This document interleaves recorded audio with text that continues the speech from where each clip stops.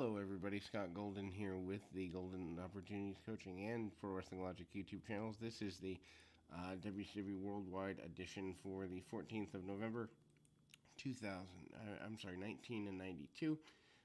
We are fast approaching 1993. We've got about maybe 10 more or so of these before we get to 93. Rick Rude starts us off today. Rude is still wandering towards Starrcade, although never gets the Starrcade main event due to injury, but still the U.S. champion here in 1992. Kensuke Sasaki is in the country and flips Rude up pretty aggressively.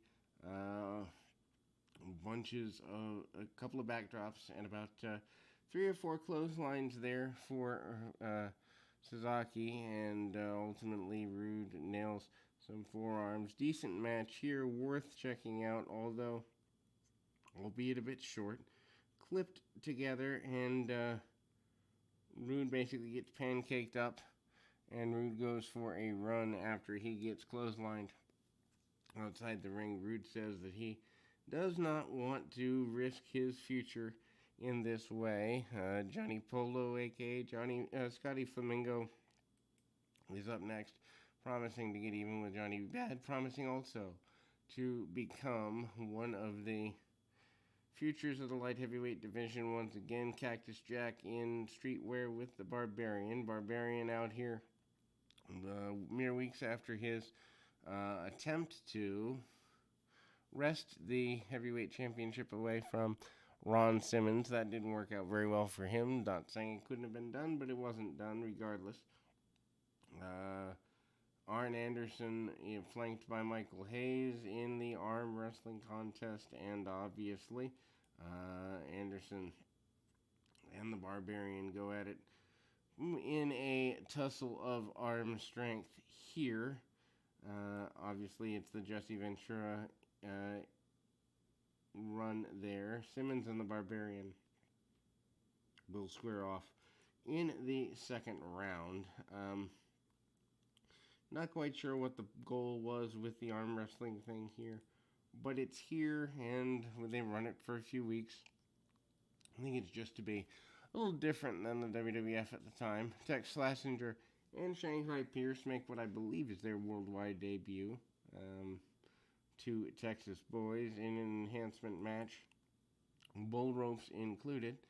A long way from that span of time where that would be considered appropriate. Shanghai Pierce, of course, wearing the mask, punch, kick, choke, and basic stuff here.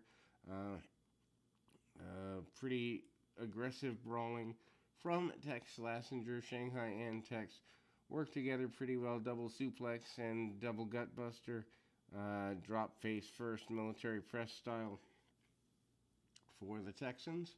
And an inverted DDT by Tex Slazenger, giving him the victory. WCW Magazine, promised by Ron Simmons to eradicate Rick Rude coming up at Starrcade in about 6 weeks or so.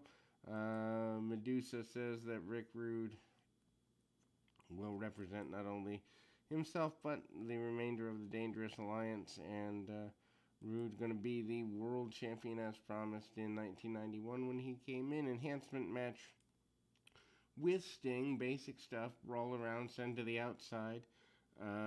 Sting gets hit with a couple of shots, nothing major to write home about, and obviously Ron Simmons being the champion means that Sting is not.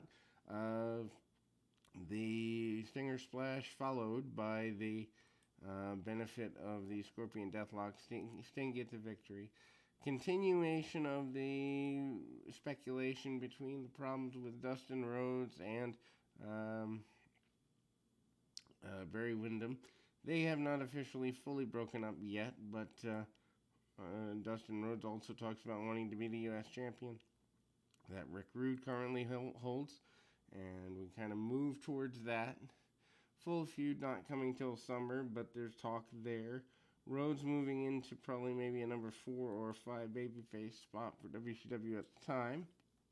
Pretty big deal for him. I'd say maybe 4 behind Steamboat and such.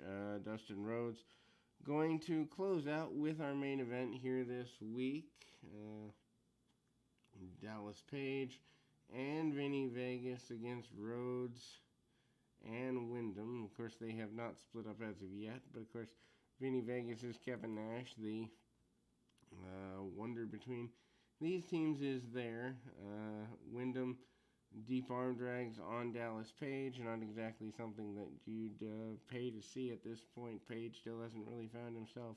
Dustin Rhodes comes in and gets a couple of arm drags on Vinny Vegas before Vinny overpowers him, and we see the team of Wyndham and Rhodes get a victory. All four guys in the ring, big clothesline in the corner, monkey flip attempted, roll through, and Page runs across the ring.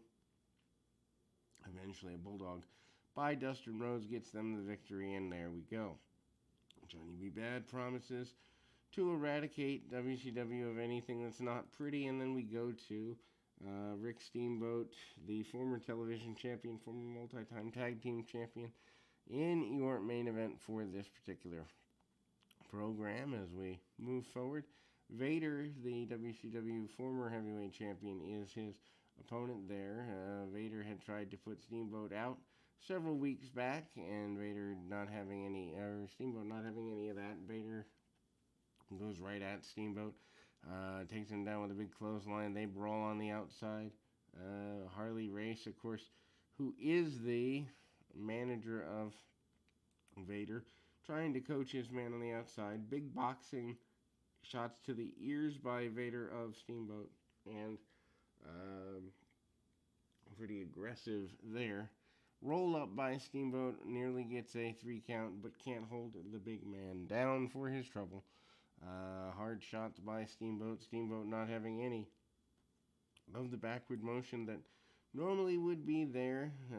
Steamboat not liking being kind of beaten around, and Steamboat does a phenomenal selling job. Worth seeing if you enjoy big man versus little man matches. I'd go out of my way to see this.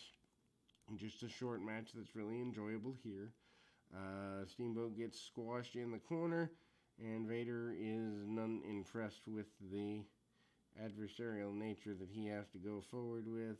Referee gets cast to the outside. Match stopped due to disqualifications, and all the babyfaces run out to try and help Steamboat, including Dustin Rhodes. But the viciousness that Vader gotten across on this program, we will be back with more right after this.